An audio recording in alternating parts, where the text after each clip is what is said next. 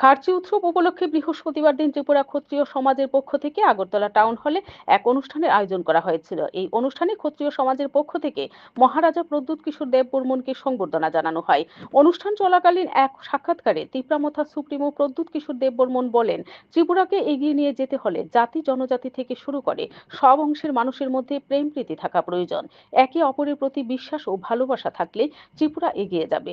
সেই সাথে তিনি একে অপরের সংস্কৃতিকে মান্যতা করার আহ্বান জানান। তাছাড়াও তিনি শপথ গ্রহণ অনুষ্ঠানে তিপ্রামথা দলের মন্ত্রীদের অনুপস্থিতির প্রসঙ্গে বলেন, তিনি রাজ্যের বাইরে ছিলেন। গতকাল রাতে ওনার এই ব্যাপারে মুখ্যমন্ত্রীর সঙ্গে ফোনে কথা হয়েছে।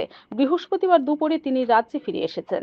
খার্চি উৎসবের কারণে মন্ত্রী বিধায়করা ব্যস্ত থাকায় উপস্থিত হতে পারেননি বলে উল্লেখ করেন Pradyot Kishore Debbarman. Bureau report, BTV Tripura news.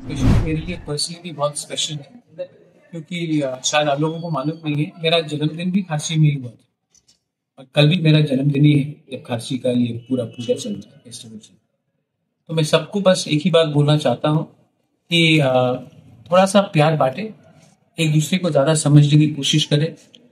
और ये हमारा ट्रेडिशन जो खारसी का है, मैं कभी कभी सोशल मीडिया में देखता हूँ कि बहुत लोग बोलते हैं कि हम लोग जो ट्राइबल्स है, चाइनीज आंटी है, या कुछ उल्टा सीधा लिखा जाता है, मंगोलियन, आधा नेकेड, वो सब। ये हमारा कल्चर है। ये कल्चर आपको बताता है कि ये बहुत पुराना परंपरा है।